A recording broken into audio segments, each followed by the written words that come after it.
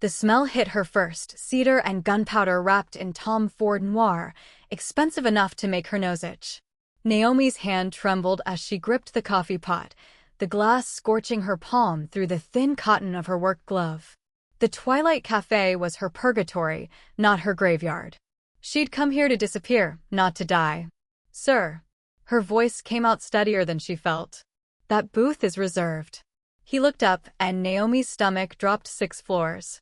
Kang Jinwoo was taller sitting down than most men were standing, broad shoulders straining against a black suit that probably cost more than her car used to, before the repo men took it. His face was all hard angles and old scars, one cutting through his left eyebrow like a signature. But his eyes were worse. Dark, patient, and completely aware that she was lying. "Reserved," he repeated, his English perfect, but deliberately slow, tasting each syllable. "For who?" "For the man who's going to kill you," Naomi thought. Out loud, she said, "I don't ask questions. I just follow orders." Something flickered in his expression, interest, maybe, or recognition. He leaned back, the leather booth creaking under his weight. "Smart. What's your name?" "Naomi." She set the coffee pot down on the next table because her hands wouldn't stop shaking. "And you really can't sit there." "Why not?" "Because Dante Morrison owned Booth 7 the way kings own thrones. Because the last person who'd sat there without permission had walked out with 2 broken legs and a rearranged face.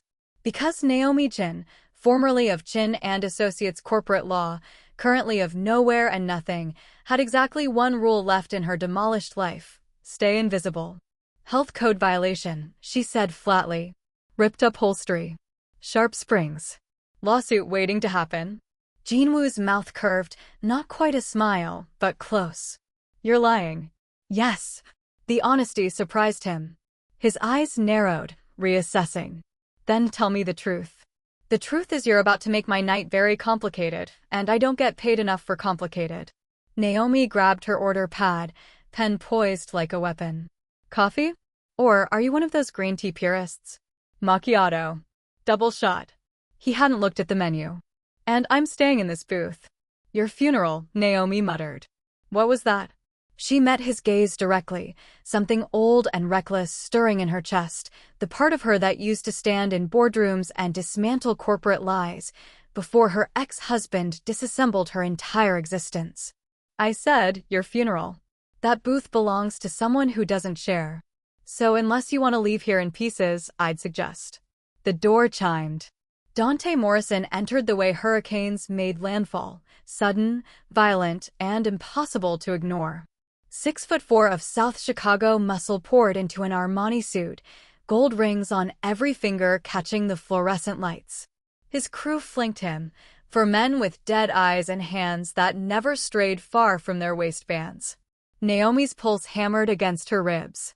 The cafe held its breath. Dante's gaze swept the room, landed on booth 7, and went nuclear. "The fuck," he said, voice like gravel grinding glass, "is that?" Jinwoo lifted his coffee cup. Naomi didn't even remember making it, her body moving on autopilot. He took a slow sip, maintaining eye contact with Dante over the rim. The temperature in the room dropped 20 degrees. "Good coffee." Jinwoo set the cup down with deliberate precision. "You should try it." "My booth." Dante stalked forward, his crew spreading out like wolves. "My fucking booth. I don't see your name on it." Jinwoo's voice never rose above conversational, but something in it made Naomi's hindbrain scream predator. "Maybe you should get a plaque." This was it. This was how she died, caught between 2 apex predators fighting over territory, collateral damage in a war she wanted no part of. Naomi had survived her divorce, survived the public humiliation when Marcus leaked those fabricated emails, survived being disbarred and blacklisted and erased from her own life. She'd survived becoming invisible. She refused to die invisible. "Gentlemen." Naomi stepped between them, order pad raised like a shield. "This is a public establishment. And I'm the one who decides who sits where." Both men stared at her. "So here's what's happening." Her voice didn't shake.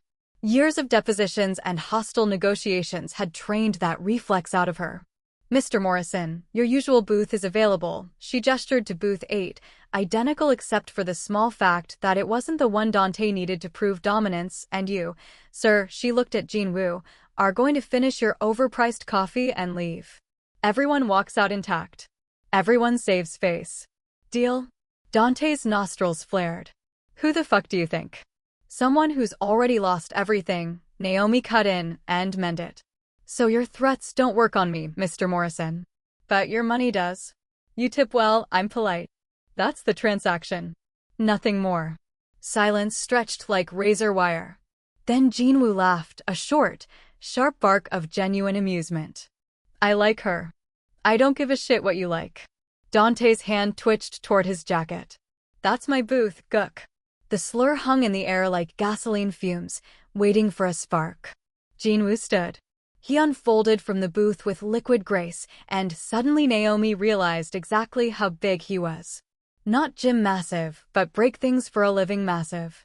His jacket fell open as he moved, revealing a shoulder holster and the dull gleam of a Glock 19.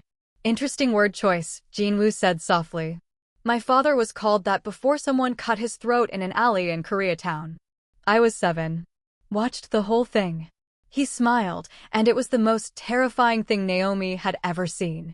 So let's try this again, Mr. Morrison. That's what you're called, yes? The name those gold-plated trinkets are engraved with. Dante's crew moved. Jinwoo didn't flinch. I'm Kong Jinwoo. And I own 18 blocks in this city, including the building this cafe sits in. His voice stayed conversational, almost pleasant. So technically, every booth here is mine. But I'm a reasonable man. You can keep your territory, your dignity, your life. He paused. Or we can discuss real estate acquisition in detail. Your choice. Naomi's breath caught. She knew that name, Kong Jinwoo. The ghost of K-Town. The man who'd dismantled 3 rival operations in 2 years and walked away without a single arrest. The Korean mob's worst-kept secret because everyone knew who he was and no one could prove a damn thing. She'd argued a case against one of his shell corporations 3 years ago. Won 2. Small victory in what used to be a career full of them. Before Marcus destroyed it all. Dante's jaw worked, rage and calculation warring behind his eyes. He was dangerous, but Jinwoo was something worse. He was inevitable. This isn't over, Dante finally spat. It is, Jinwoo corrected. But you're welcome to schedule a follow-up meeting. My assistant handles appointments. He pulled out a business card, black matte with silver lettering, and set it on the table.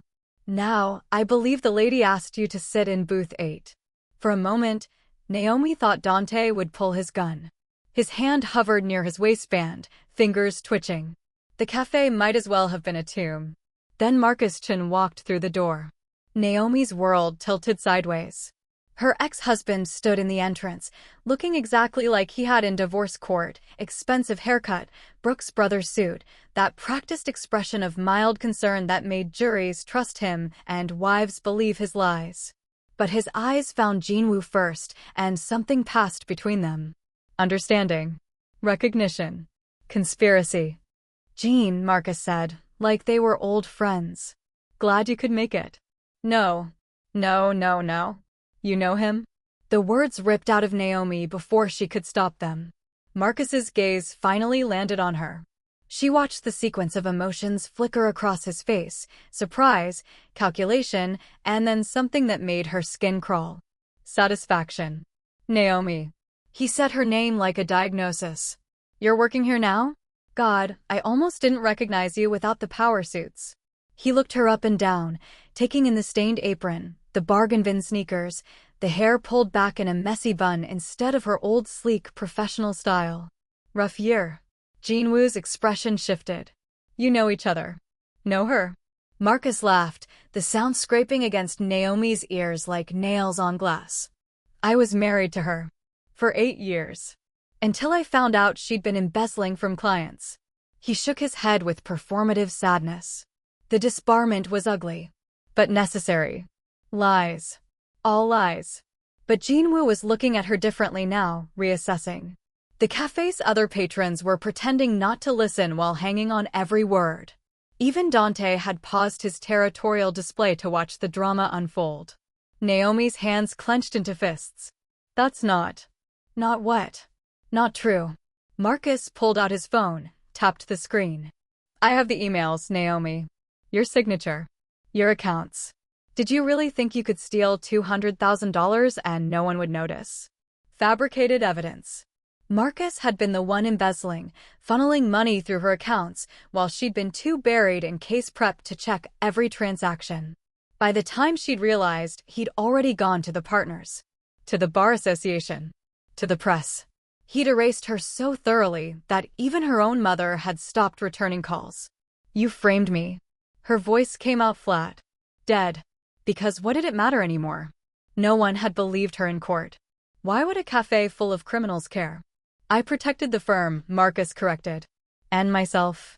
You were always so focused on being right that you forgot to watch your back. He turned to Jinwoo, dismissing her. Sorry for the interruption. Should we discuss business in the office? Jinwoo hadn't stopped watching Naomi. His expression was unreadable, but something had shifted in those dark eyes. In a moment, he crossed to her in 3 long strides. Up close, he smelled like danger and expensive cologne, cedar, and something darker, metallic. Blood, maybe? Or gunpowder. Did you, he asked quietly, steal from your clients? Naomi met his gaze. She had nothing left to lose. Not her career, not her reputation, not even her pride. Marcus had taken it all. No. But he did. It wasn't a question. Jinwoo said it with the certainty of someone who knew exactly how easily truth could be repackaged as lies. Yes, Naomi whispered. Jinwoo nodded slowly. Then he turned back to Marcus, and his smile was surgical. Change of plans. I'll need to review the contracts first. Verify some details. His emphasis on the last word made Marcus's face tighten. Say Thursday? That gives me time to conduct proper due diligence. Jin, we agreed. And now I'm reconsidering. Jinwoo's tone allowed no argument. Thursday. My office. Bring documentation of all your accounts for the past 5 years. Everything. Marcus's jaw worked. Fine. Excellent. Jinwoo pulled out a black credit card, set it on the table next to his empty macchiato cup. Miss Chen, I'll take the check. Naomi moved on autopilot, processing the payment. Her hands shook as she swiped the card. The receipt printed, and she set it in front of him with a pen. Jinwoo signed with a flourish, then added a tip that made her breath catch. $500. For the coffee, he said. And the honesty. Then he leaned in, close enough that she could feel the heat radiating off him, close enough that his next words were for her ears only. You tried to save me. Fair warning, I'm about to return the favor. And I'm not nearly as polite about it. He straightened, nodded to Dante, who still looked like he wanted to start a war, and walked out. Marcus followed, shooting Naomi one last triumphant look. The door chimed shut. Naomi stood there, coffee pot in one hand, $500 tip in the other, and realized with absolute certainty that her invisible life had just ended. She didn't know yet if that was salvation or damnation. 3 seconds. That's all it had taken for her world to flip again. This time, though, she was done being the victim. The apartment Naomi could barely afford sat above a bodega in a neighborhood where sirens were lullabies. She climbed the stairs with Jinwoo's tip burning a hole in her apron pocket, exhaustion dragging at her bones. 2 a.m. The city never slept, but it at least pretended to rest. Her door was open. Naomi froze, every nerve ending screaming. She'd locked it. Triple-checked like she did every night since Marcus had shown up drunk at her old place, screaming about betrayal while systematically destroying everything she owned. Lights spilled from inside. Not the soft glow of her single lamp, but the harsh brightness of every light turned on. Someone was waiting. She could run. Should run. But exhaustion had calcified into something harder, anger, maybe, or just the stubborn refusal to be chased from one more space in her life. Naomi pushed the door open. Jinwoo sat in her only chair, a tattered armchair she'd rescued from a curb. He looked wrong in the space, too large, too expensive, too real. Like a panther in a birdcage. Breaking and entering, Naomi said flatly, not stepping inside. That's a felony. So is embezzlement. He gestured to the folder on her coffee table. But we both know you didn't do that. The folder was thick, professional. Legal documents, from the weight of it. Naomi's stomach clenched. How did you get in? I own the building. Jinwoo stood, and the small space seemed to shrink around him. I own most of this neighborhood, actually.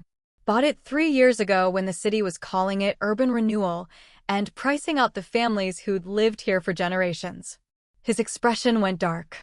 I kept the rents low. Made sure people could stay. Your landlord didn't tell you. My landlord doesn't tell me anything except when rent's due. Naomi still hadn't moved from the doorway. Why are you here? To make you an offer. I'm not interested in. Your ex-husband is laundering money for the Solano cartel, Jinwoo interrupted. Has been for 2 years. He's using his law firm as a front, moving cash through real estate transactions and offshore accounts. The embezzlement charge he pinned on you? That was him cleaning up evidence. The words hit like physical blows. Naomi's vision swam. You're lying. I don't lie about business. Jinwoo picked up the folder, held it out. It's all here. Bank records, emails, wire transfers. I've been building a case against him for 6 months. He reached out about setting up shell corporations for me, thought I was just another criminal looking for legitimacy. His smile was knife-sharp. He was half right. Naomi's legs gave out. She stumbled to the couch, lumpy, second hand, hers, and sat before she fell. Why? Why go through all this? Because Marcus Chen is sloppy. He's going to get people killed with his amateur money laundering, and when the feds come down, they'll burn everyone in a 10-mile radius. Jinwoo set the folder in her lap. And because he destroyed you to cover his tracks. That offends me. You don't even know me. I know you warned me about that booth when you didn't have to. I know you stepped between 2 armed men to stop bloodshed in a café where you make minimum wage plus tips. I know you looked me in the eye and told the truth when lying would have been safer. He crouched in front of her, bringing his gaze level with hers. That's rare. In my world, truth is currency. You're rich. Naomi's hands shook as she opened the folder. Her eyes scanned the documents, account numbers she recognized, transaction records that made her stomach turn, email headers with Marcus's name. This is enough to prosecute, she whispered. You could take this to the feds right now. I could. Jinwoo's voice went soft. Dangerous. But they'd give him a plea deal. 5 years in minimum security, out in 3 with good behavior. And you'd still be the disbarred lawyer who can't prove her innocence because the evidence was sealed in the divorce. He was right. God help her, he was right. So, what do you want? Naomi looked up, meeting those dark, patient eyes. What's the offer? Work for me. The words hung between them like a blade. Doing what? What you did before. Corporate law. Contract review. Due diligence. Jinwoo straightened, looming over her. I run legitimate businesses, Miss Chen. 18 buildings in K-Town. 3 restaurants. A nightclub. An art gallery. They all need legal oversight. They all generate paperwork that I need someone competent to handle. And the illegitimate businesses? His smile widened. Those need lawyers too. Especially lawyers who understand how to hide money, spot federal investigations, and know exactly how the system works because they used to be part of it. There it was. The trap springing shut around her. You want me to be your criminal attorney. I want you to be my attorney. Full stop. What we do with that skill set depends on what's necessary. He pulled out another business card, the same black mat with silver lettering, and set it on top of the folder. $150,000 a year, plus benefits. Medical, dental, legal defense if you need it. You'll have an office in my building, a company car, and access to resources you can't even imagine right now. Naomi's breath came in short, sharp gasps. And if I say no? Then I give this evidence to the FBI. Marcus gets his plea deal, and you stay exactly where you are. Invisible. Erased. Serving coffee to criminals who don't see you as human. Jinwoo's voice went gentle, which somehow made it worse. Or you say yes, and we destroy him together. Properly. Completely. No plea deals. No second chances. Why? The question ripped out of her. Why do you care? For the first time, something human flickered in Jinwoo's expression. Old pain, maybe. Or recognition. Because someone did the same thing to my father. Made him take the fall for crimes he didn't commit. He went to prison, got killed 3 days later by someone on the inside. Jinwoo's jaw tightened. I was 8. Watched my mother work herself to death trying to keep us fed. Watched the man who framed my father get elected to city council. He leaned down, hands on either side of Naomi on the couch, caging her in. So when I see someone get erased for another man's sins, I take it personally. Naomi's heart hammered against her ribs. He was too close, too intense, too everything. The smell of cedar and gunpowder filled her lungs. This is insane, she whispered. Yes. I could go to prison. You could die crossing the street. Jinwoo's gaze dropped to her lips, then back up. At least this way, you'd be living first. I'm not a criminal. Neither was I. Then someone murdered my father, and I learned that legitimacy is just a word powerful people use to justify their monopoly on violence. He straightened, giving her space. You have until Thursday to decide. That's when Marcus comes to my office with his documentation. Be there, and we start building your resurrection. Don't show, and I'll assume you've chosen invisibility. He moved toward the door, then paused. One more thing. That $500 tip? Consider it your signing bonus. Buy yourself something that makes you feel human again. You'll need it. Then he was gone, the door clicking shut behind him with terrible finality. Naomi sat in her shitty apartment, holding evidence of her ex-husband's crimes, and felt the last threads of her old life dissolve. At least this way, you'd be living first. She looked down at the folder. At the bank records that proved Marcus had stolen from clients while she'd taken the fall. At the emails that would have vindicated her if anyone had bothered to look. At the business card with Jinwoo's name in silver script.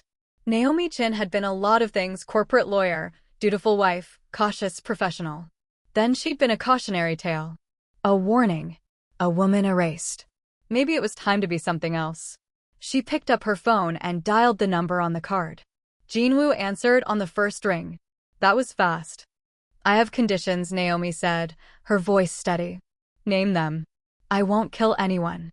I won't touch drugs. And when this is over, when Marcus is destroyed, I want my name cleared. Completely. Bar association, court records, all of it.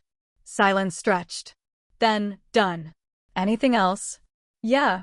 Naomi stared at the evidence spread across her lap, feeling something dark and fierce unfurl in her chest. I want to be in the room when you take him down. I want him to see me. I want him to know exactly who destroyed him. Jinwoo's laugh was low and satisfied. Welcome aboard, Miss Chen. Thursday. 9 a.m. Don't be late. He hung up. Naomi set the phone down and looked around her apartment, the water-stained ceiling, the threadbare carpet, the single window that overlooked a brick wall. She'd convinced herself this was survival. Safety and invisibility. But safety was a lie. Marcus had proven that. The only real safety was power. And Jinwoo had just handed her the keys to get it back. Thursday morning arrived wrapped in fog and dread. Naomi stood outside the Kang building in K-Town, staring up at the sleek glass and steel structure that screamed money. Her reflection in the lobby doors looked wrong. She'd dug out her old interview suit, but it hung loose on a frame that had dropped 20 pounds from stress and ramen dinners. She didn't look like a lawyer anymore. She looked like someone playing dress-up. You showed up. Naomi spun.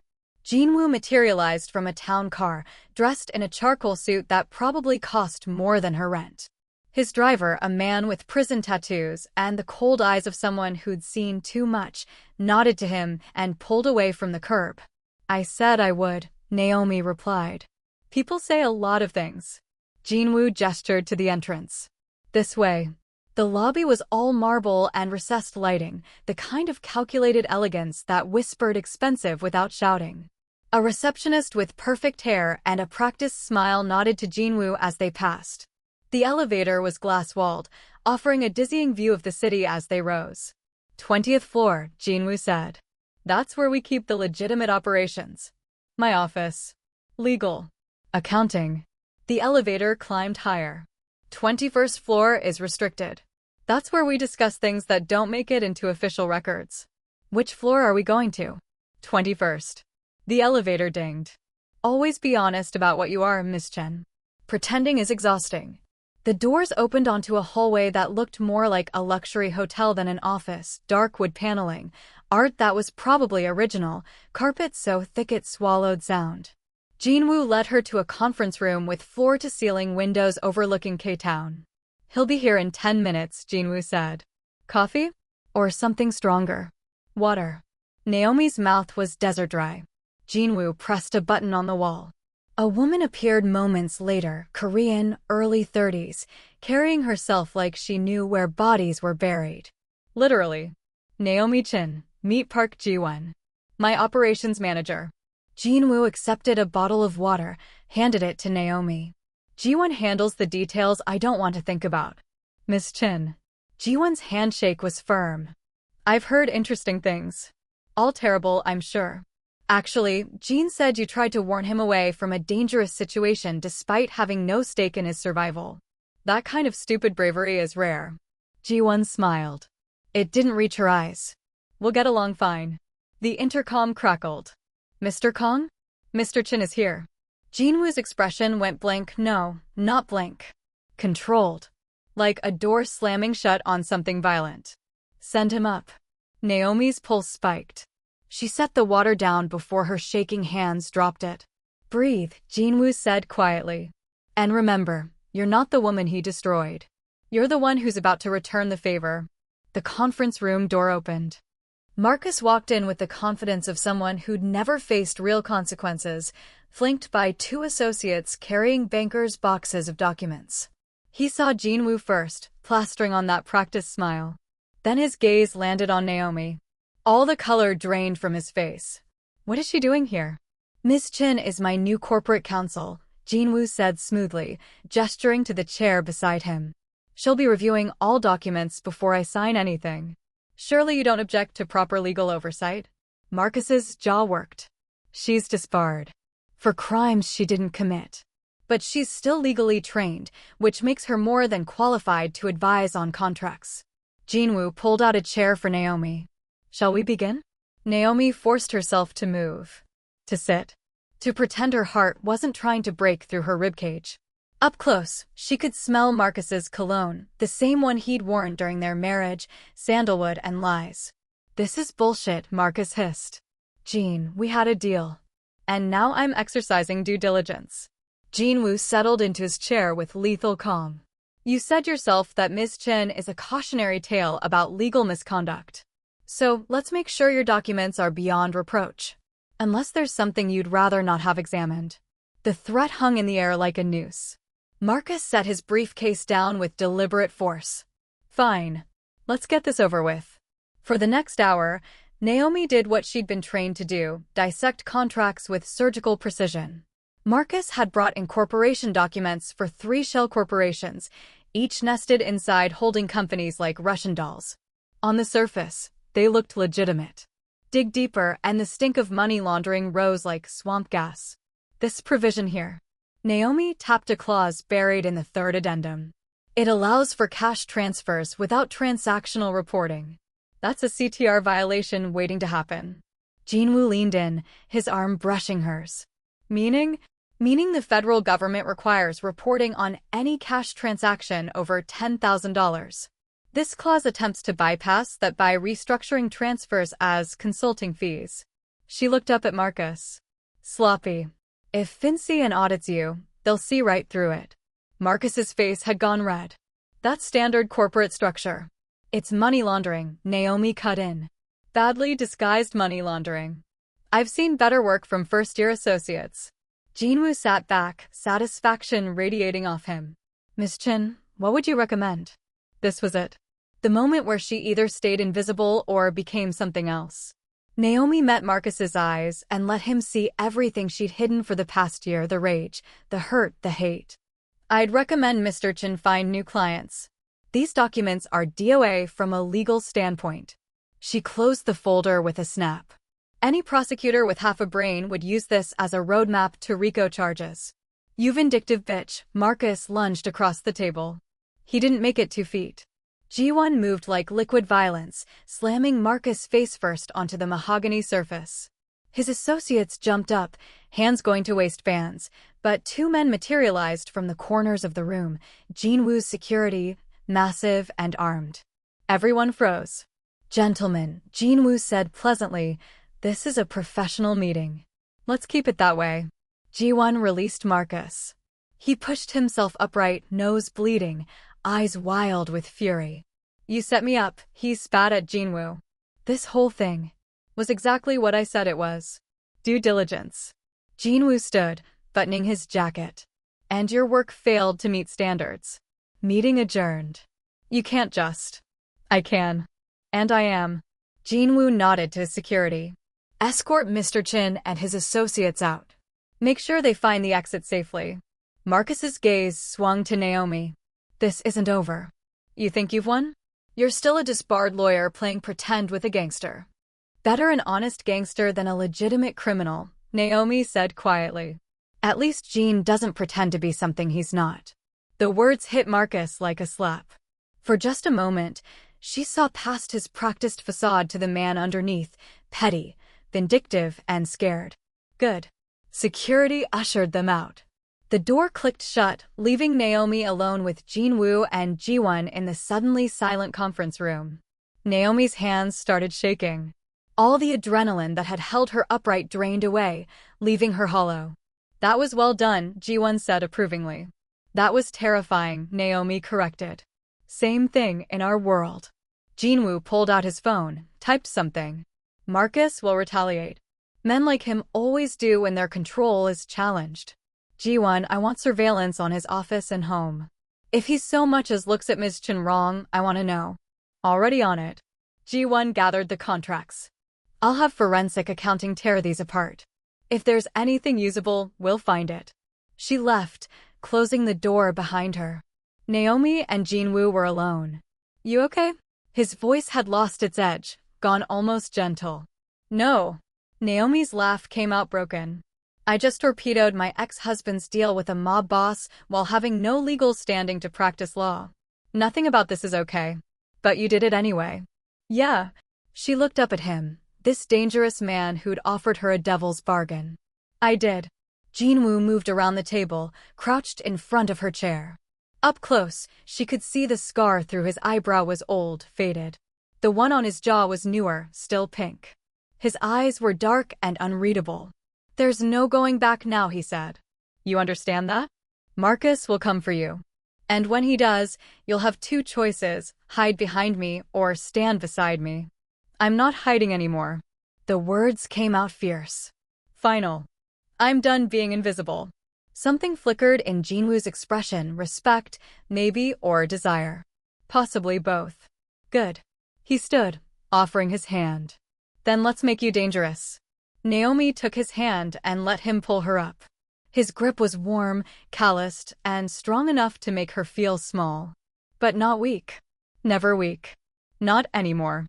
Over the next 3 weeks, Naomi learned what it meant to work for Kang Jinwoo. The legitimate side was easy: contract review, tenant disputes, business licenses. She had an office on the 20th floor with her name on the door, though she couldn't legally call herself an attorney. Corporate counsel was vague enough to satisfy professional boundaries. The illegitimate side was harder. Front companies need clean books, Ji-won explained, spreading financial records across Naomi's desk. But they also need to justify the cash flow. That's where you come in. Naomi stared at the numbers. "You're asking me to create false invoices. I'm asking you to make the truth flexible." Ji-won's smile was sharp. "Welcome to the gray areas, Ms. Chen." The gray areas turned out to be vast. Naomi learned how to structure real estate transactions to hide ownership, how to create consulting agreements that justified cash payments, how to move money through enough legal entities that tracking it required forensic accounting and a warrant. She also learned that Jinwoo's organization was meticulous. Every dollar accounted for. Every transaction documented, just not in ways that would survive federal scrutiny. "We're not stupid," Jinwoo said one night, late, when she was still in the office reviewing shell company structures. He'd appeared in her doorway like a shadow, carrying 2 glasses of whiskey. The mob bosses who get caught are the ones who think they're untouchable. We know exactly how touchable we are. He handed her a glass. The whiskey was smooth, expensive, and burned all the way down. So why risk it? Naomi asked. You have legitimate businesses. You could walk away. Jinwoo leaned against her desk. And let the Solanos run drugs through K-Town? Let the Russian Bratva muscle out family businesses for protection money? This isn't about getting rich, Miss Chen. It's about controlling territory so other people can live in peace. That's a rationalization. It's the truth. His gaze held hers. I'm not a good man, but I'm a better option than the alternatives. Naomi believed him. God help her, she believed him. The education continued. Ji-won taught her surveillance basics, how to spot a tail, sweep for bugs, use burner phones. You're a target now, Ji-won said bluntly. Marcus will want revenge, and he's connected to the Solanos. That makes you a pressure point. So what do? Learn to shoot. The gun range was in the basement of an industrial building Jinwoo owned, soundproofed, private, and stocked with enough weapons to outfit a small army. Ji-won handed Naomi a Glock 19, the same model Jinwoo carried. Your father was military, Ji-won said. It wasn't a question. Jin told me. Naomi's throat tightened. Army Ranger. He taught me basic marksmanship when I was 12. Before he died in a training accident. Before her mother tried to turn her into something soft and acceptable. Before Naomi learned to hide every sharp edge she'd inherited. Good. Then this is just memory. Ji-won demonstrated the stance, the grip, the trigger discipline. Muscle memory doesn't forget. She was right. The first shot felt like coming home. The recoil, the smell of cordite, the shock of sound even through ear protection, it all came rushing back. Her father's voice in her head, breathe. Aim. Squeeze, don't pull. By the end of the session, Naomi had put 15 rounds center mass. Not bad, Ji-won said. For a corporate lawyer. Former corporate lawyer. Naomi set the gun down, hands steadier than they'd been in months. Now I'm something else. What's that?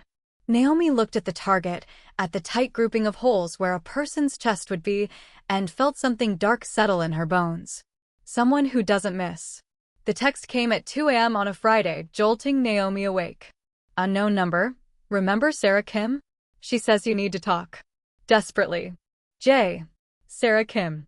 Naomi's best friend from law school, her maid of honor, the woman who'd ghosted her completely after the disbarment. Naomi had stopped reaching out after the 10th unanswered call. She grabbed her phone and dialed Jinwoo. He answered immediately, voice alert despite the hour. You saw it. Who is this? How do you have Sarah's information? Ms. Kim has been calling my office number for 3 days trying to reach you. Says it's urgent. A pause. She also mentioned she has information about Marcus. Naomi's pulse kicked. What kind of information? The kind she'll only discuss in person. She's at Hold On Café Oasis in Westwood. Been there since midnight, according to surveillance. You have surveillance on her? I have surveillance on anyone connected to you who might become a threat or an asset. Jinwoo's tone suggested this was perfectly reasonable. Do you want to meet her? Yes. God, yes. Sarah had been her closest friend, the one person Naomi thought would never abandon her.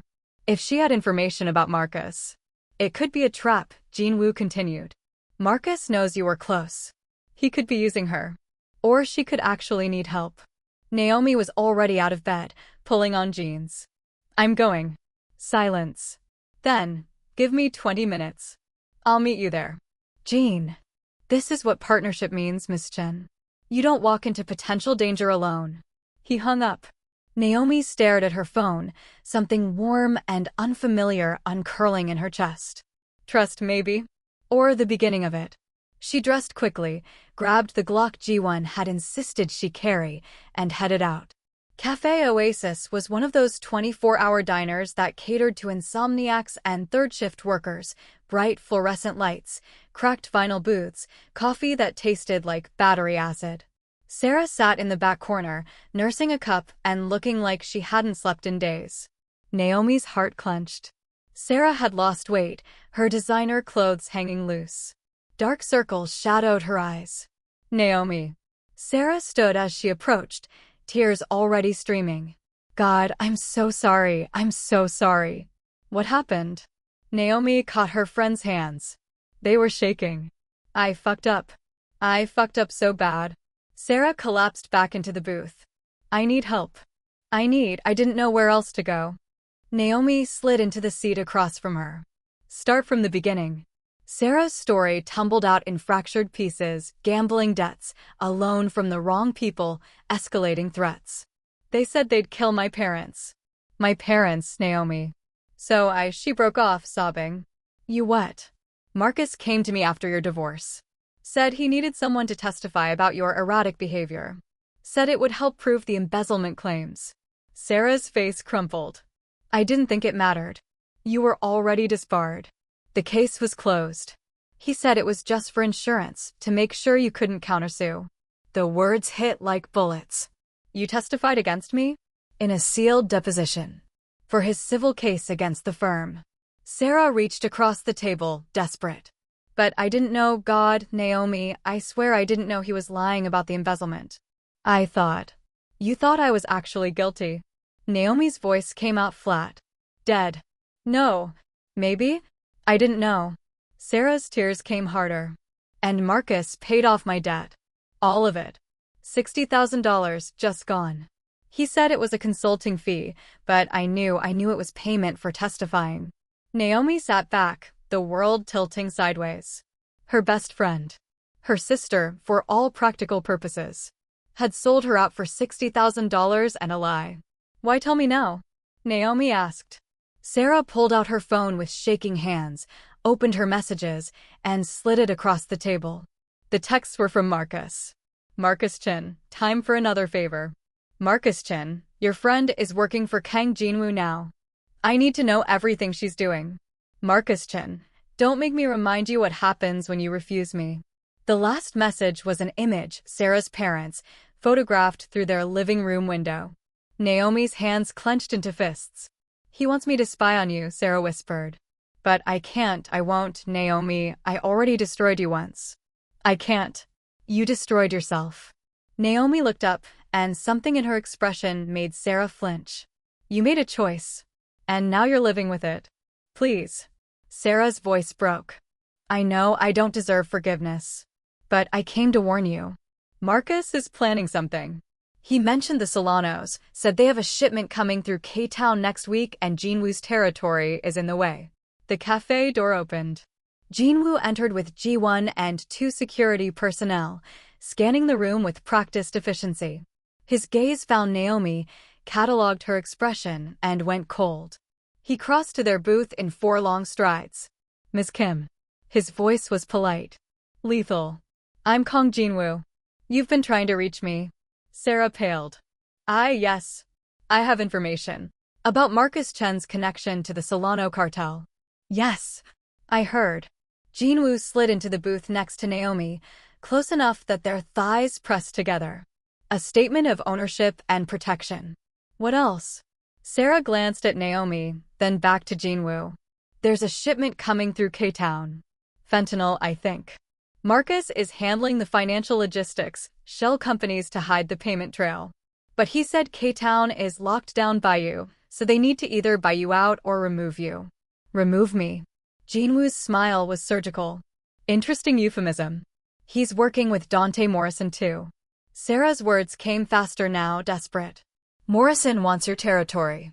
Marcus is offering to launder money for both the Solanos and Morrison's operation if she broke off, looking sick. If they what? Naomi asked. If they kill you. Sarah's eyes found Jinwoo's. Both of you. There's a contract out. $50,000 for Jinwoo. $25,000 for Naomi. The cafe seemed to hold its breath. Then Jinwoo laughed, short, sharp, genuinely amused. Only $50,000? I'm worth at least 6 figures. This isn't funny, Naomi hissed. It's a little funny. He pulled out his phone, typed something. G1, get Ms. Kim's parents into protective custody. Use the safe house in Pasadena. Already calling it in, G1 replied. Sarah's expression crumpled with relief. Thank you. God, thank you. Don't thank me yet. Jinwoo's gaze went sharp. You're coming with us. Protective custody means you're a witness, Ms. Kim. And witnesses stay where I can see them. What? For how long? Until Marcus Chen and the Solanos are no longer a threat. Jinwoo stood, offering his hand to Naomi. Which means you'll be comfortable for a while. Naomi let him pull her up, her mind spinning. A contract. A hit. Marcus had gone from character assassination to the literal kind. Naomi. Sarah grabbed her arm as they moved toward the exit. I know I don't deserve forgiveness. But I am sorry. For all of it. Naomi looked at this woman who'd been her best friend, her confidant, the sister she'd chosen. Looked at the fear and guilt written across her face. And felt nothing but cold rage. You made your choice, Naomi said quietly. Now live with it. In protective custody. Away from me. She pulled free and followed Jinwoo out into the night. They rode back to the Kang building in silence, Ji-won driving while Jinwoo's security detail followed in a second car. Sarah sat in the back, alternating between crying and apologizing to no one in particular. Naomi stared out the window and felt the last fragments of her old life crumble to ash. You okay? Jinwoo asked quietly. Everyone I trusted betrayed me. The words came out flat. Marcus. Sarah. The partners at my firm who believed his lies. My own mother, who told me I must have done something to deserve what happened. She turned to look at him. So no. I'm not okay. But I'm done pretending I am. Jinwoo held her gaze. Good. Good. Trust is a liability, he said. Especially when it's based on sentiment instead of self-interest. Sarah betrayed you because her needs outweighed her loyalty. Marcus uses people because it serves his ambition. They're predictable. He reached over, caught her hand in his. But you and I? We're clear about what this is. A transaction. Mutual benefit. No illusions. His hand was warm, calloused, and steady. Naomi laced her fingers through his. What is this? She asked. Partnership. Protection. Revenge. Jinwoo's thumb traced circles on her palm. Maybe more, if we survive long enough to find out. That's the least romantic thing anyone's ever said to me. Romance is a lie people tell themselves to justify bad decisions. He lifted her hand, pressed a kiss to her knuckles. The gesture was old-fashioned, deliberate. I prefer honesty. We're monsters, Miss Chen. Might as well be monsters together. Naomi's breath caught. The touch of his lips on her skin sent heat spiraling through her veins, want and fear and something darker, something that had been sleeping in her chest since the disbarment. Might as well be monsters together. Yeah, she whispered. Okay. The car pulled into the Kong building's underground garage. Security swept the area before letting them out. Ji-won escorted Sarah to the safe house. Jinwoo and Naomi rode the elevator in weighted silence. He didn't ask if she wanted to come to his penthouse apartment.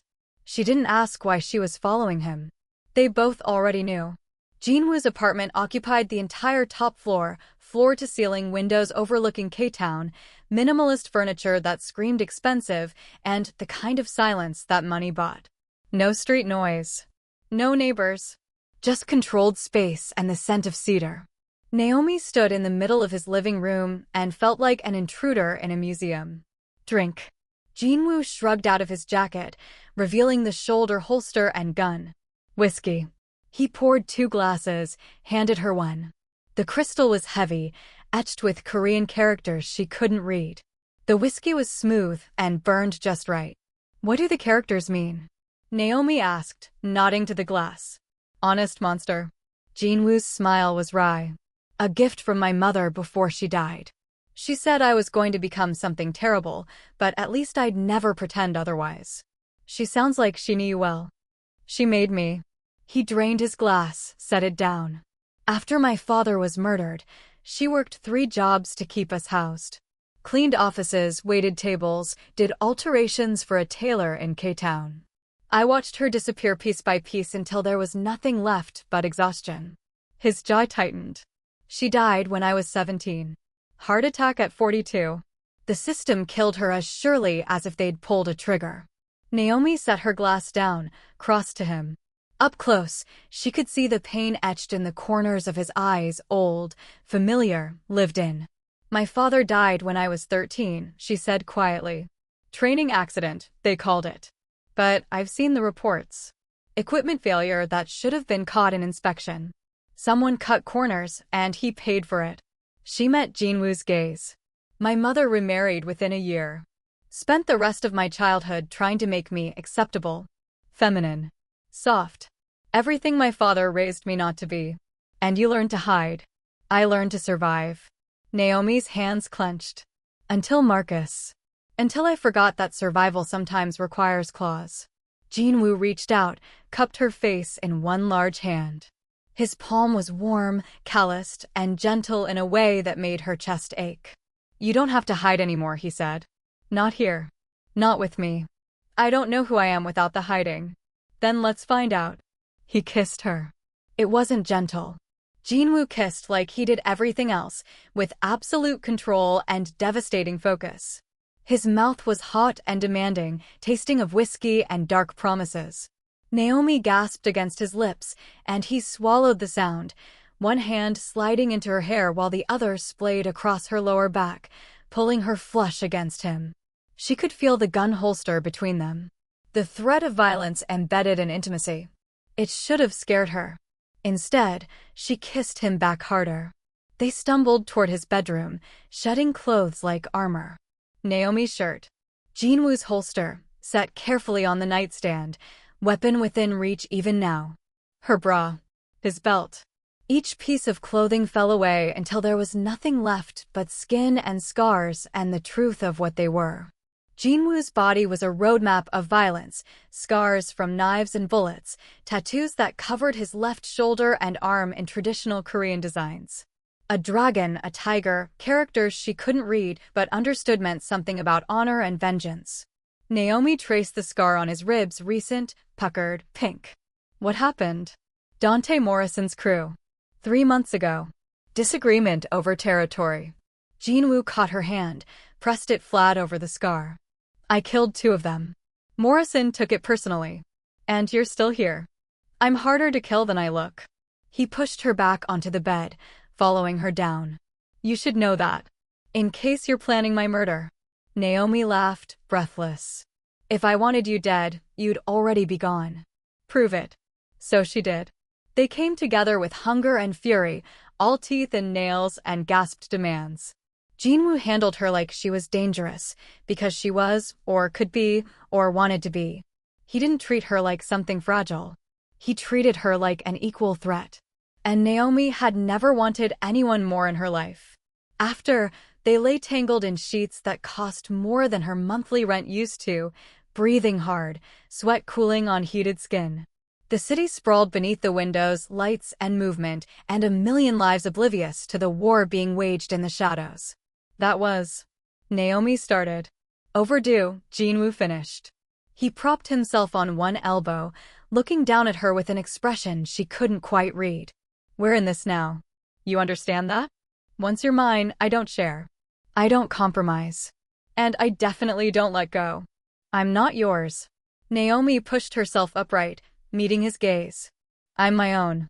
But we can be each other's. If you can handle that. Jinwoo's smile was slow, satisfied. I can handle that. He pulled her back down, and they fell asleep wrapped together, 2 broken people choosing to be monstrous rather than victims. Outside, K-Town hummed with life and danger. Inside, Naomi Chen learned what it felt like to stop hiding. The Rico case hit the news 3 days later. Naomi was in her office reviewing contracts when Ji-won burst through the door, tablet in hand, face grim. We have a problem. The screen showed a press conference, FBI agents flanking a podium, cameras flashing. The lead agent was a woman in her 50s, steel gray hair, and the kind of face that never smiled. Announcing charges against the Kang organization for racketeering, money laundering, and conspiracy to distribute controlled substances. We have evidence linking Kang Jinwoo to multiple criminal enterprises. Naomi's blood turned to ice. This is impossible. We've been so careful. Someone handed them a roadmap. Ji-won's jaw was tight. Every shell company, every financial transaction, every property transfer from the past 2 years. It's all there. Who had access to that information? Besides Jean? You, me, and the accounting team. Ji-won's eyes narrowed. And Marcus Chen. He had copies of the preliminary contracts from that meeting. The ones I rejected. Naomi's mind raced. He must have doctored them. Made it look like we moved forward with the money laundering structure. And added evidence of drug trafficking. Ji-won pulled up another document on the tablet. There's a statement from an anonymous corporate counsel describing meetings where Jean allegedly discussed fentanyl distribution. The implication hit like a sledgehammer. They think I'm the source. Naomi's voice came out hollow. The anonymous counsel. They think I turned state's evidence. The optics are perfect. Disbarred lawyer with a grudge, working for organized crime, suddenly develops a conscience. Ji-won's expression softened.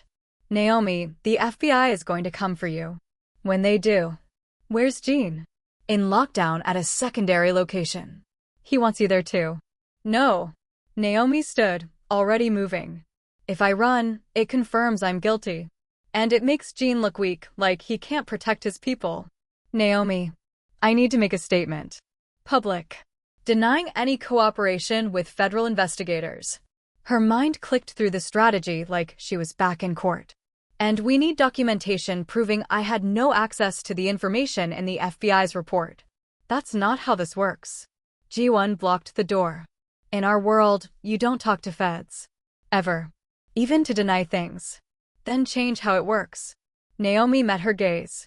Because if I stay silent, Marcus wins. He gets Jean arrested, me discredited again, and walks away clean. Her phone rang. Jean Woo. She answered on the first ring. I'm not running. I know. His voice was calm. Too calm. That's why I'm holding a press conference in 2 hours. The Kong Building, main lobby. I need you there. Jean. This is the test, Naomi. Not of your loyalty, I know where that stands. But of whether you can handle being visible again. Front page news. Target on your back. He paused. If you show up, you're mine. Publicly. No hiding. No anonymity. Everyone will know you chose this. Naomi's heart hammered. What are you going to say? The truth. That I run legitimate businesses, that any criminal allegations are fabricated by competitors, and that my legal counsel is exemplary. His voice went soft. Dangerous. And that anyone who threatens her threatens me. Directly. It was a declaration of war. I'll be there, Naomi said. Wear something that photographs well. And Naomi? Jean Woo's tone shifted. If this goes badly, if they arrest me, keep the organization running. Ji-won will handle operations. You handle the legal fallout. Understood. You're not getting arrested. But if I do, then I burn Marcus to the ground and get you out. The words came out fierce. Final. Partnership, remember? I don't abandon my people. Jean Woo laughed, low and satisfied. That's my girl. See you in 2 hours. He hung up. Naomi lowered the phone and met Ji-won's assessing gaze. You're sure about this? Ji-won asked. No. But I'm done making safe choices. Naomi grabbed her jacket. Safe choices got me disbarred and erased. Time to try something different. Dangerous. Exactly. The press conference was a calculated spectacle. Jean Woo stood behind a podium in the Kang Building's marble lobby, dressed in a navy suit that screamed legitimate businessman, flanked by lawyers from K-Town's most prestigious firm. Media packed the space, cameras, microphones, reporters shouting questions. Outside, protesters held signs about organized crime and community safety. It was a circus. And Naomi walked right into the center ring. She'd chosen her outfit carefully, a tailored black suit that Marcus used to say made her look too aggressive, paired with crimson heels that added 3 inches of height and a psychological advantage. Her hair was pulled back in a severe bun. No jewelry except her father's dog tags on a chain under her shirt, pressing cold against her sternum. Armor, she'd thought in the mirror. War paint. She entered through the side door with Ji-won, and every camera in the place swiveled toward her. The reporters recognized her. She could see it in their faces, the flicker of memory, the shuffling of notes. That's Naomi Chen, someone whispered. The disbarred lawyer. Jean Woo's eyes found her across the room. Something passed between them, acknowledgement, maybe, or solidarity. Then he began. Thank you for coming. His voice carried easily, calm, and controlled. I'm here to address the allegations made by the FBI this morning. To be clear, the Kang organization operates legitimate businesses serving the Korean American community in Los Angeles. We own residential and commercial properties. We employ over 200 people. We contribute to local charities and cultural organizations.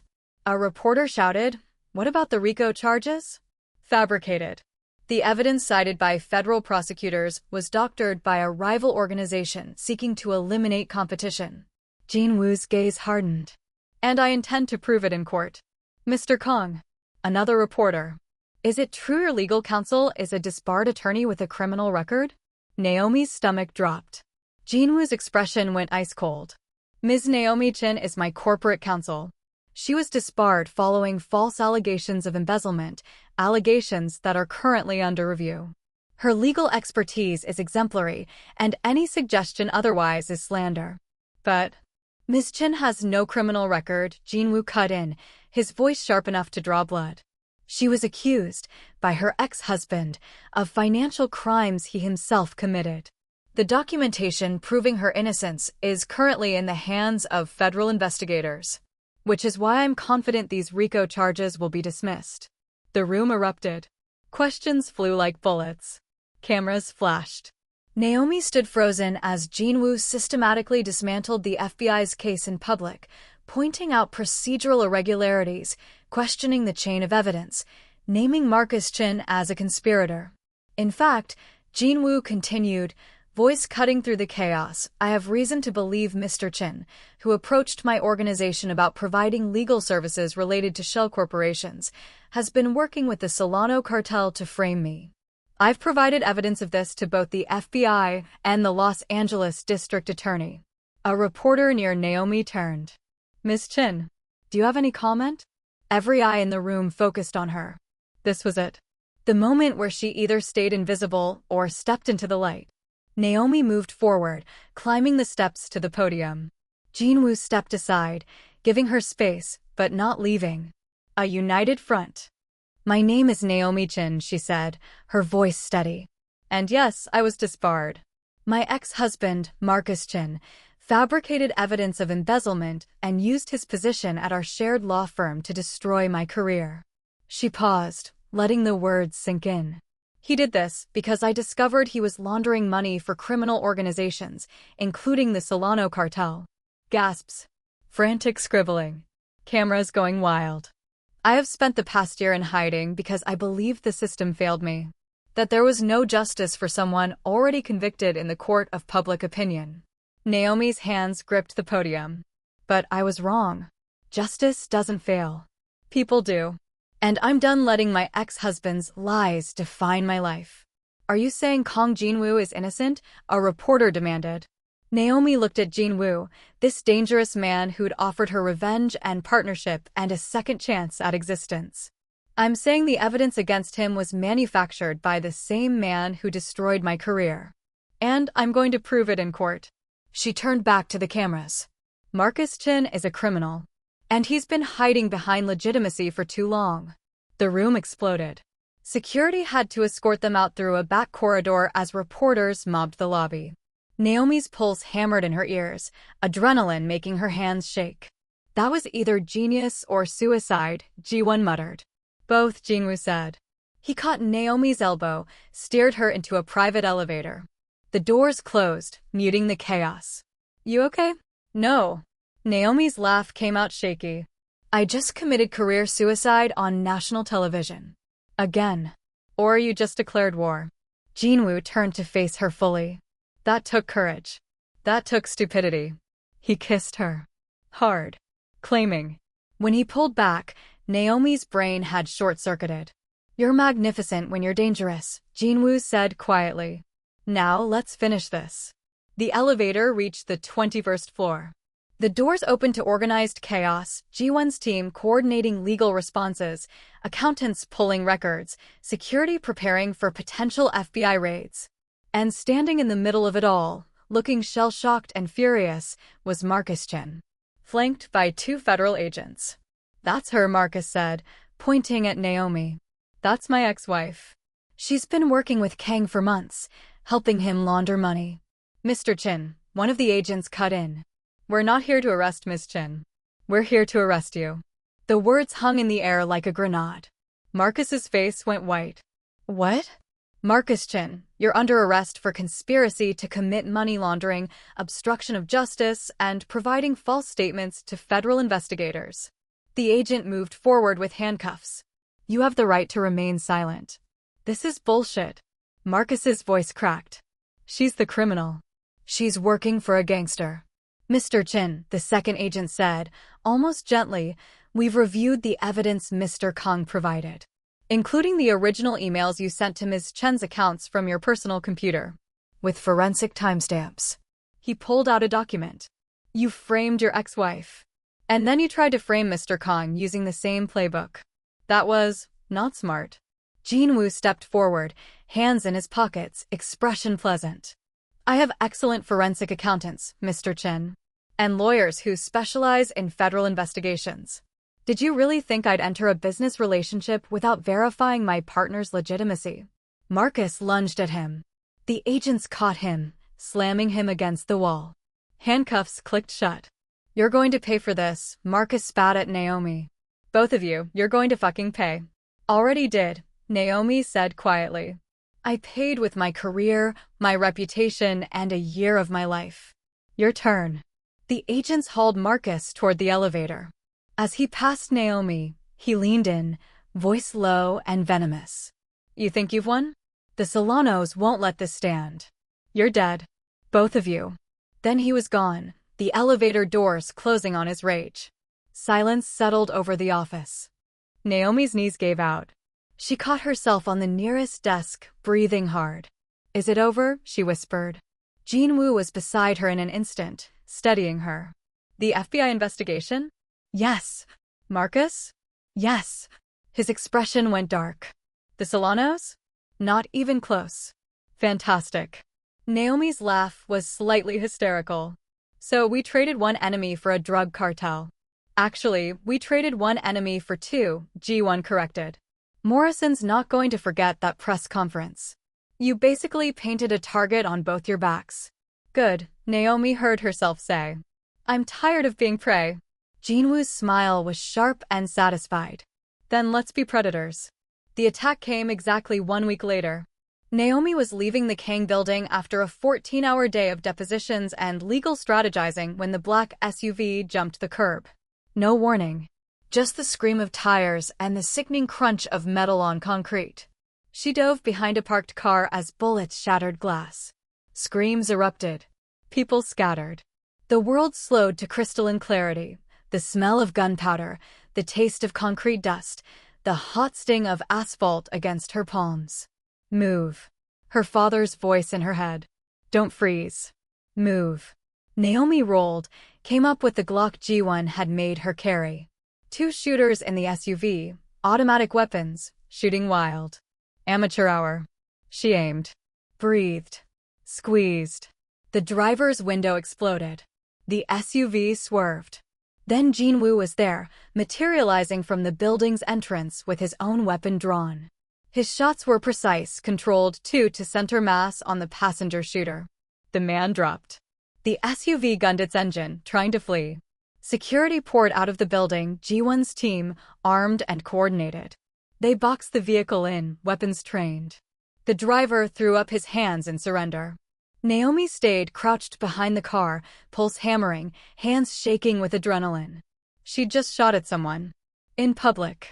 On a busy street. Holy shit. Naomi. Jinwoo crouched beside her, checking her for injuries. You hit. No. I shot him. The driver. Good shot. Jinwoo pulled her up, his hands gentle despite the violence still crackling in the air. Come on. LAPD will be here in minutes. We need to be gone. They piled into Jinwoo's car, G1 driving, security following in a second vehicle. The SUV's driver was already being zip-tied and dragged into the building. Evidence disposal in real time. Naomi's hands wouldn't stop shaking. Breathe, Jinwoo said. He'd holstered his weapon and was checking his phone. You're in shock. Normal reaction. I shot someone. In self-defense. On camera. He showed her his phone security footage showing the SUV jumping the curb, guns firing, Naomi returning fire. You're the victim here. Remember that when LAPD asks questions, they'll want to know why I was armed. Concealed carry permit. Legal.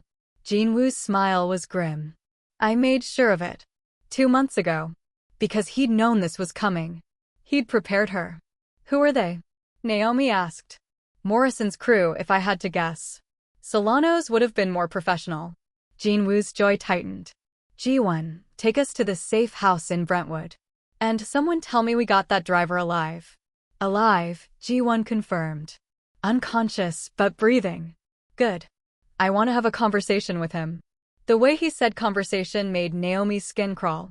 They drove through LA traffic in tense silence. Naomi watched the city blur past, normal people living normal lives, oblivious to the war being fought in their midst. She'd killed someone today. Maybe. She didn't know if her shot had been fatal or just disabling. Didn't know if it mattered. Hey. Jinwoo's hand found hers, laced their fingers together. You did good. Stayed calm, returned fire, didn't freeze. Your father would be proud. The mention of her father cracked something in Naomi's chest. He raised me to defend myself. Not to this. This is the same thing. Just bigger stakes. Jinwoo lifted her hand, pressed a kiss to her knuckles. You're not a killer, Naomi. You're a survivor. There's a difference. Is there? Yes. His voice went hard. Killers enjoy it. Survivors do what's necessary. You fall into the second category. Naomi wanted to believe him. God, she wanted to believe him. The safe house was a Spanish-style mansion in the hills, high walls, security gates, and enough square footage to house a small army. Ji-won swept the perimeter while Jinwoo led Naomi inside. You're staying here tonight, he said. Tomorrow we'll deal with LAPD and the media. Tonight you rest. What about you? I have a conversation to have with our shooter. Jinwoo's expression went blank, the same controlled emptiness she'd seen at the press conference. You don't want to be there. Yes, I do. Naomi. Partnership. She met his gaze. You said we're partners. That means I don't hide when things get ugly. Jinwoo studied her for a long moment. Then he nodded. Okay, but if you want to leave, you leave. No judgment. Deal. The driver was zip-tied to a chair in the mansion's wine cellar because of course the safe house had a wine cellar. He was young, maybe 25, with prison tattoos and the kind of face that said he'd grown up in a world where violence was currency. He was also terrified. Jinwoo entered the room like a coming storm. Ji-won flanked him, expression neutral. Naomi stayed by the door, arms crossed, watching. Name, Jinwoo said. Fuck you. Jinwoo nodded to Ji-won. She pulled out a knife, not threatening, just present. The driver's eyes went wide. Let's try again, Jinwoo said pleasantly. Name. Danny. Danny Ortiz. And who sent you, Danny? I don't, man, I just drive, I don't know names. Ji-won's knife flashed. A thin line of red appeared on Danny's cheek. He screamed. Wrong answer, Jinwoo said. Who? Sent. You. Morrison. Dante Morrison. The words tumbled out in a rush. He said to hit you and the lawyer chick, make it look random, 50 grand payout. 50 grand. Jinwoo's smile was terrible. That's twice what the last contract was worth. I'm moving up in the world. Please, man, I didn't know who you were, I just needed the money. For what? Danny's face crumpled. My sister. She's got leukemia. Needs treatments the insurance won't cover. Morrison said it was easy money, no one would know. Naomi's stomach clenched. This kid, because that's what he was, a kid, had tried to kill them to save his sister. Jinwoo glanced at her. She saw the question in his eyes. What do we do? This was the test. Not of her marksmanship or her courage, but of who she was willing to become. Let him go, Naomi said quietly. Everyone stared at her. With a message for Morrison, she continued. That if he wants us dead, he should at least hire professionals. Amateurs are embarrassing. Jinwoo's smile was slow, satisfied. I like that. He turned back to Danny. You're going to walk out of here. You're going to tell Dante Morrison that his contract failed. And you're going to tell him that next time, the response won't be mercy. He nodded to Ji-won, who cut Danny's restraints. Wait. Naomi pulled out her phone. What hospital is your sister at? City of Hope. Why? Because someone will call tomorrow and clear her medical bills. All of them. Naomi met his eyes. You work for Morrison now. But you owe me. When I call in that debt, you answer. Understood. Danny nodded frantically. Yes. Yeah. Absolutely. Good. Now get out. Ji-won escorted him out. The wine cellar fell silent. Jin-woo crossed to Naomi, cupped her face in his hands. That was smart. And manipulative. And absolutely ruthless. I learned from the best, she said. You're going to be terrifying when you embrace this fully. Promise? Guarantee. He kissed her, slow and deep, tasting like danger and dark promises. Now, let's get you cleaned up. You have blood on your jacket. Naomi looked down. He was right, spatter from the shooting, rust brown against black fabric. Evidence. I should burn this, she said. No. Jin-woo's voice was firm. You wear it tomorrow when you give your statement to LAPD. Show them you fought back. That you're a victim who refused to be killed quietly. His eyes glinted. Make them see you as dangerous. I am dangerous. I know. His smile was sharp and proud. That's why I'm keeping you. The call came 3 days after the shooting, Ji-won's voice tight with something Naomi had never heard before. Fear. We have a problem. Jin's brother is back. Naomi looked up from the contract she was reviewing. I didn't know Jin had a brother. Neither did most people. Kang Min-jae. Older by 2 years. Disappeared 6 years ago after a falling out with Jin over how to run the organization. Ji-won's jaw was tight. He's back. And he brought the Solanos with him. The pieces clicked together like a gun being loaded. He's the mole. He's the reason. Ji-won pulled up surveillance footage on her tablet. Min-jae has been feeding information to Marcus Chen for months. The shell companies, the financial records, all of it. He wanted Jin arrested so he could take over the organization. Why would he destroy his own brother? Because Jin killed their father. The words landed like a bomb. Ji-won's expression was grim. Their father, Kang Dae-jung, wasn't just a businessman. He ran the original Korean mob operation in LA. And he was brutal. Killed anyone who challenged him, including family. When Jin was 22, Dae-jung ordered a hit on their mother because she was talking to police about his activities. Naomi's stomach turned. Jin killed his own father? Jin killed a monster who would have murdered his mother. Ji-won's voice was flat. But Min-jae idolized Dae-jung. Thought Jin was weak for choosing their mother over the organization. So he left. Built connections with the Solanos. And now he's back for revenge. Where is he? That's the problem. He's holed up in Morrison's territory with Solano protection. And he's issued a challenge. Ji-won showed her a message on her phone. Kang Min-jae, little brother. You always were soft. Meet me tomorrow, noon, where father died. Come alone or I kill everyone you love. Starting with your lawyer. Naomi's hands went cold. That's a trap. Obviously. Ji-won looked up. But Jin's going anyway. The hell he is. I can't stop him. Ji-woo's voice cracked. This is blood debt, Naomi. In our world, family betrayals have to be answered directly. If Jin sends someone else, he loses all respect. All authority. He loses his life. Maybe. Ji-won's eyes were red-rimmed.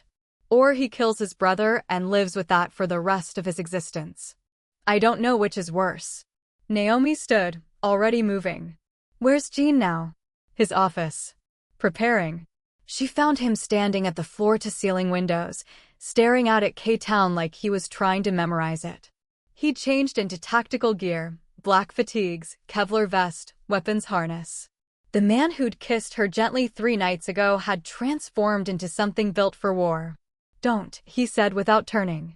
Whatever you're going to say, don't. I'm coming with you. No. Partnership. Doesn't mean you throw your life away for mine.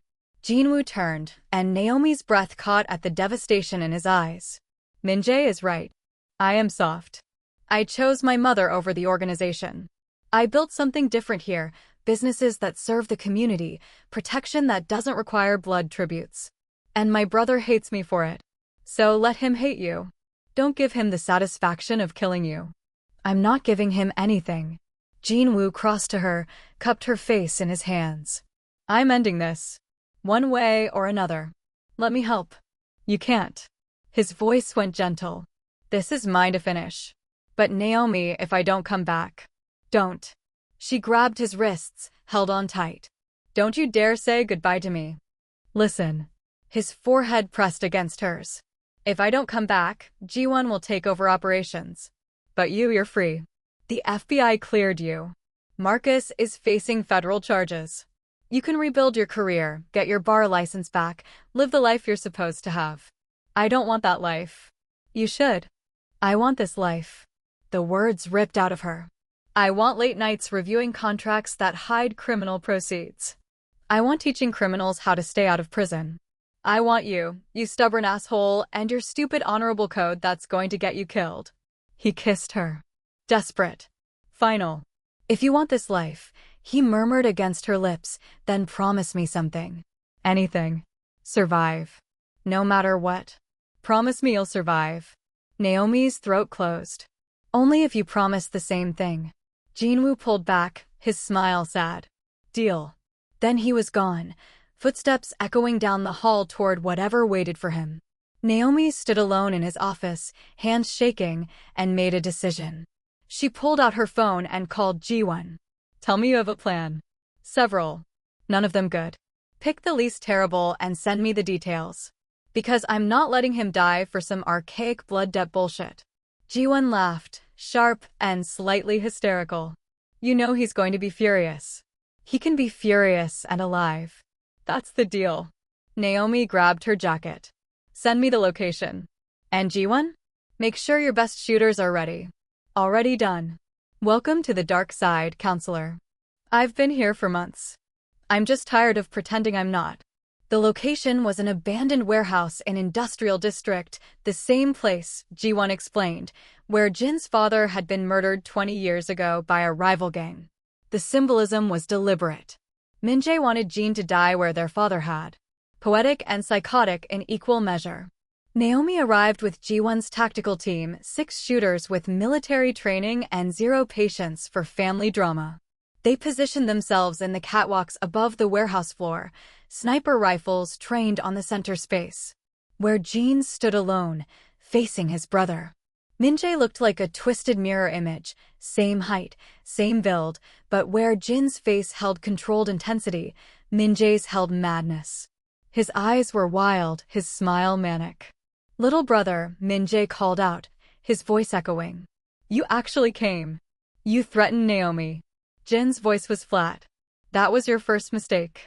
The disbarred lawyer? Min-jae laughed. You're going soft, Jin. Just like mother wanted. Build legitimate businesses. Help the community. Become respectable. He spat the last word like poison. Father would be ashamed. Father was a monster who beat our mother and killed anyone who looked at him wrong. Jin's hands stayed loose at his sides, but Naomi could see the tension in his shoulders. I'm not ashamed of killing him. I'm proud. Because you're weak. Min-jae pulled a gun, Glock 19, same model as Jin's. Brothers in weaponry too. You always were. Choosing her over the organization. Choosing peace over power. You disgrace father's memory. Good, Jin said simply. Min-jae's face twisted. I brought the Solanos here. I gave Marcus Chen everything he needed to destroy you. I wanted you in prison, broken, knowing that everything you built was mine. His smile went vicious. But this is better. This is poetry. You die where father died. And I rebuild the organization the right way. You think the Solanos will let you? Jin's laugh was dark. You're a useful idiot, Min-jae. Once I'm gone, they'll swallow your territory and kill you. That's how cartels work. Then I'll die powerful instead of weak like you. He's not weak. Naomi's voice cut through the warehouse. She stepped out of the shadows, flanked by Ji-won. Her gun was drawn, aimed steady at Min-jae. Jin's face went white. Naomi, what the fuck? Partnership means I don't let you die for pride. She kept her weapon trained on Min-jae. So here's what's happening. Min-jae surrenders. We turn him over to the feds along with evidence of his collusion with the Solanos. He gets witness protection and disappears forever. Or, she shifted her aim slightly. I shoot him myself and we tell the police it was self-defense. Again. You don't have the balls, Min-jae sneered. You're a lawyer. Naomi pulled the trigger. The shot went wide deliberately, slamming into the concrete inches from Min-jae's foot. He jumped, eyes going wide. I'm a survivor, Naomi corrected. And I'm tired of men like you thinking that makes me weak. So choose. Prison or death. You have 3 seconds. Naomi, Jean started. 3. Min-jae's gun came up, swinging toward her. 2. Jean moved. He was faster than Naomi had ever seen, closing the distance between him and Min-jae in a heartbeat. His hand locked around his brother's wrist, twisting the gun away. They grappled, brothers who knew each other's moves, matched in violence and desperation. The gun clattered across the concrete. They fought with fists and fury, Min-jae screaming about betrayal and weakness, Jean silent and methodical. Blood splattered. Bones crunched. Naomi kept her weapon raised, waiting for a clear shot that never came. Then Min-jae broke free, dove for his gun. Jean shot him. Center mass. Clean. Professional. Min-jae dropped, clutching his chest, blood spreading across his shirt. His eyes found Jin's, shocked and confused. You actually. I protect what's mine. Jin's voice was steady despite the devastation in his eyes. You threatened Naomi. You tried to destroy everything I built. What did you think would happen? Father would've. Father's dead. And his way died with him. Jean lowered his weapon. Goodbye, Min-jae. His brother took 3 more breaths. Then none. Silence crashed over the warehouse. Jean stood over his brother's body, weapon hanging loose in his hand, and something in him visibly shattered. Naomi saw it, the moment where the controlled, dangerous mob boss became just a man who'd killed his own blood. She holstered her gun and crossed to him. Put herself between Jean and the body. Made him look at her. We need to go, she said quietly. LAPD will be here soon. I killed him. Jin's voice was hollow. I killed my brother. You protected your family. Naomi caught his face in her hands. He made his choice. You made yours. Now we live with it. I'm a monster. You're my monster. She kissed him, tasting blood and gunpowder and grief. And we're leaving. Together. Right now. Ji-won materialized with cleanup crew, efficient, professional, already photographing the scene and collecting evidence. I'll handle this, she said to Jean. Take Naomi. Go to the Brentwood house. I'll call when it's clear. Jean let Naomi lead him out like a sleepwalker. They drove through LA in silence. Naomi's hands were steady on the wheel, but inside, she was screaming. She'd just witnessed a fratricide. She'd participated in it. She'd caused it by showing up. And she didn't regret it. That was the terrifying part. The Brentwood safe house was empty and echoing. Naomi got Jean inside, locked the doors, and immediately pulled him toward the bathroom. He moved like a puppet, shock settling in. She ran water in the massive shower, stripped off his tactical gear, vest, weapons harness, holster. His hands were covered in his brother's blood. His shirt was spattered with it. Come on, she said gently, guiding him into the spray. They stood under the scalding water, fully clothed at first, watching the blood swirl down the drain. Pink-tinged water, washing away evidence and innocence in equal measure. Naomi stripped off her own clothes, then carefully removed Jin's. He let her, silent and broken. When they were both bare, she pulled him down to the tile floor and held him while the water pounded down around them. He didn't cry, men like Jinwoo didn't cry. But he shook, whole body tremors that spoke of trauma too deep for tears. I'm here, Naomi whispered. You're not alone. I'm here. They stayed like that until the water ran cold. Then she dried him off, led him to the bed, and curled around him like armor. I killed my brother, Jean said into the darkness. To save me. Naomi pressed her forehead against his back. And yourself. And everyone who depends on you. That doesn't make it better. No. But it makes it necessary. She held him tighter. Welcome to the club. We're all damned here. Jean turned in her arms, his eyes red-rimmed but dry. I don't regret it. Good. Regret is useless. I love you. The words hung between them, unexpected, terrifying, true. I love you too, Naomi whispered. God help us both. He kissed her, and they made love slowly, carefully, like they were stitching each other back together. Afterward, they lay tangled in expensive sheets, listening to sirens wail in the distance. What happens now? Naomi asked. Now we finish it. Jin's voice had regained some of its edge. Minjae was working with the Solanos and Morrison. We take them both down. Completely. No mercy. How? I have a plan. His smile was sharp and terrible. But it's going to require you to be ruthless. Publicly. Can you handle that? Naomi thought about everything she'd lost. Everything she'd become. Everything she'd chosen. Try me. The takedown happened at the Gemstone, Morrison's nightclub in South LA, neutral territory where deals were brokered and power was traded. Jinwoo orchestrated it like a symphony. First movement, leak information to the DEA about a Solano drug shipment coming through the club. Include photos, transaction records, testimonials from Danny Ortiz, the driver Naomi had spared, now paying his debt. Second movement, invite Morrison to a public meeting at the Gemstone under the guise of peace negotiations. Cameras everywhere. Media tipped off. Make it a spectacle.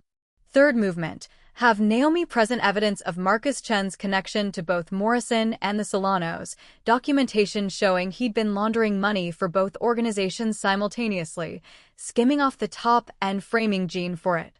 Fourth movement, watch them tear each other apart.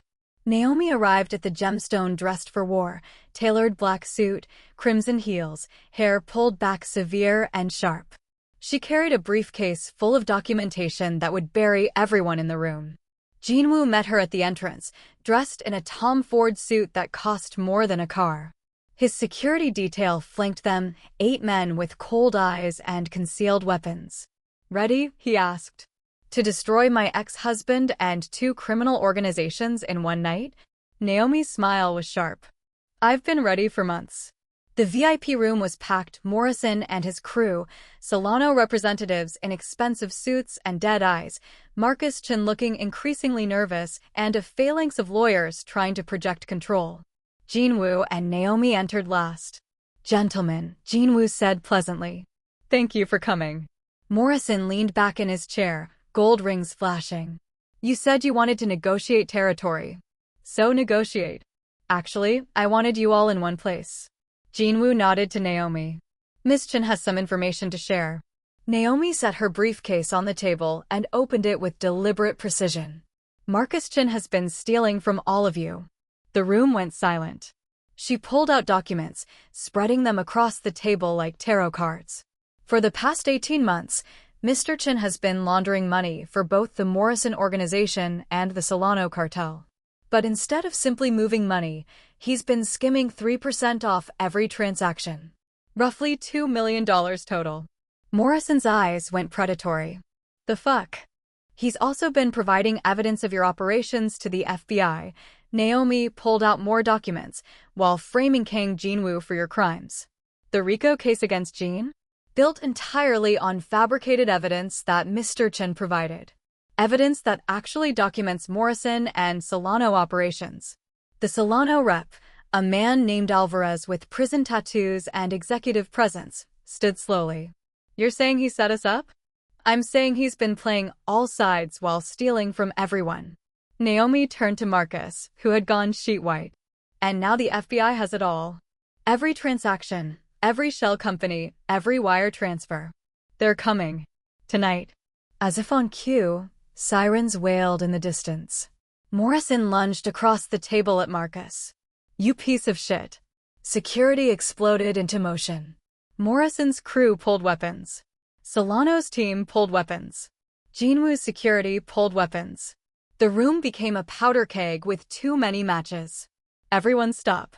Naomi's voice cut through the chaos. Shockingly, they did. She looked at each man in turn: Morrison, Alvarez, Marcus, Jinwoo. You have 2 choices. You can kill each other right now, in front of cameras. She gestured to the security feeds she knew were being monitored by both police and press, and spend the rest of your lives in prison. Or you can walk out before the FBI raid, disappear, and live to fight another day. Jinwoo gets his territory clean because the heat comes down on everyone but him. You scatter and rebuild elsewhere. Her gaze landed on Marcus. Except you. You're staying. As a gift to federal prosecutors. You can't, Marcus started. I can. And I am. Naomi's smile was ice. You destroyed my life, Marcus. I'm returning the favor. Enjoy federal prison. I hear the food is terrible. Morrison and Alvarez exchanged glances. Professional killers calculating odds. Then Morrison laughed, sharp, bitter. You're cold, lawyer lady. I respect that. He stood, buttoning his jacket. This ain't over, Kong. But it ain't worth dying over tonight. Agreed, Alvarez said. He looked at Marcus with contempt. You should have stayed legitimate, abogado. This world was too big for you. They walked out, crews following like sharks leaving a reef. Marcus was left alone at the table, surrounded by evidence of his crimes and the approaching sirens. Please, he whispered to Naomi. Please, I can fix this, I can. No. Naomi gathered her documents. You can't. And I'm done cleaning up your messes. The FBI burst through the doors, agents in tactical gear, weapons drawn, shouting commands. They swarmed Marcus, dragged him to the ground, read him his rights. Jinwoo took Naomi's hand. We should go. They walked out of the gemstone together, past the chaos and cameras and sirens, into the warm LA night. Behind them, Marcus Chen's screams of protest faded into white noise.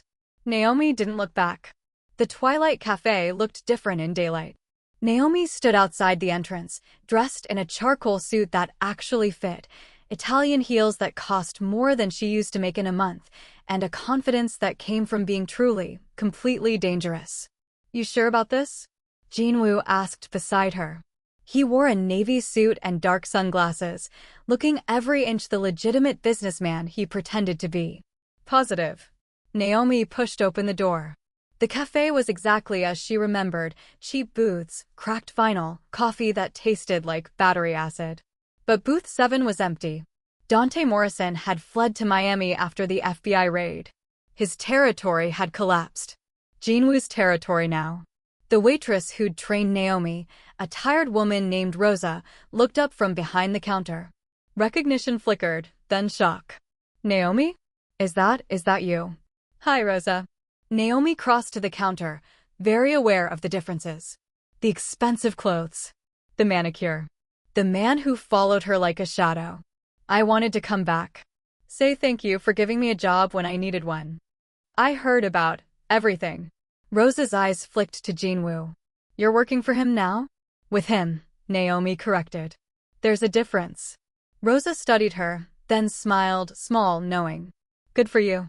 You deserved better than minimum wage and third-degree burns from coffee pots. I came to offer you something better, too. Naomi pulled out a business card, black matte, silver lettering. The King organization owns this building. We're renovating the cafe, upgrading equipment, increasing staff wages. I'd like you to manage it. $50,000 a year plus benefits. If you're interested. Rosa's hands shook as she took the card. Why? Because you were kind to me when you didn't have to be. Naomi's voice went soft. And because I don't forget that. Yes. God, yes. Tears streaked Rosa's face. Thank you. Thank yourself. You earned it. Naomi turned to go, then paused. One more thing. Booth 7? Not reserved anymore.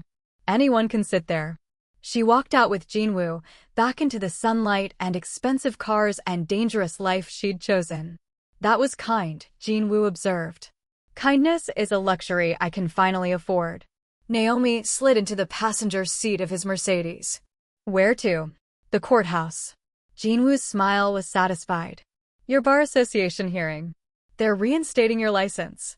Naomi's breath caught. They are. Every charge dropped. Marcus's fraud proven. Your reputation restored. He reached over, caught her hand. You're officially a lawyer again, Miss Chen.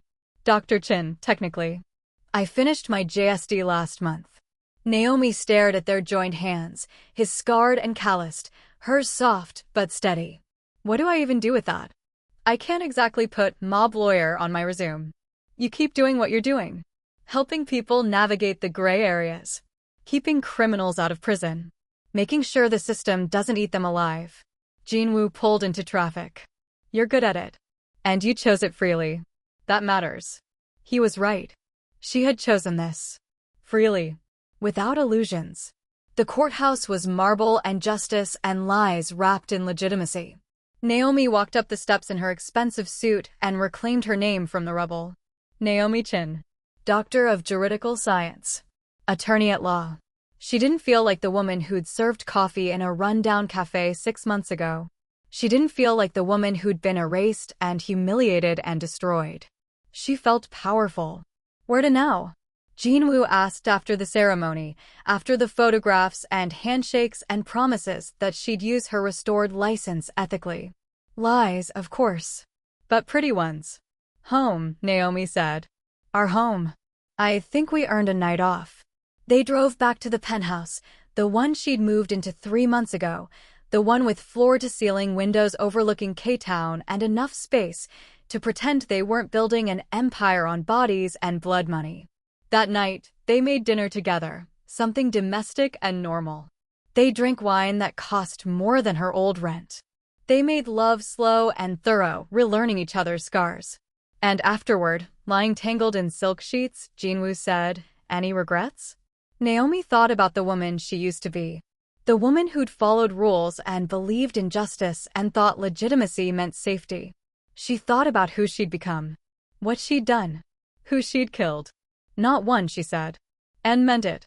Naomi Chen had walked into Kang Jinwoo's world as a ghost. Invisible. Erased. A cautionary tale about trusting the wrong man. She'd stayed as a choice. And she would burn it all down before she ever left.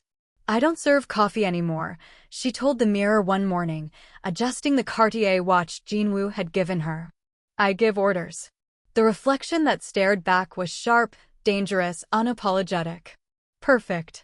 If you made it this far, my fierce hearts, drop a comment telling me, would you have saved Marcus or let him burn? Would you have trusted Jinwoo's offer or run the other way? Is love still love when it's built on violence and revenge? Hit subscribe for more stories where revenge is served cold and power is taken, not given. Until next time, stay dangerous.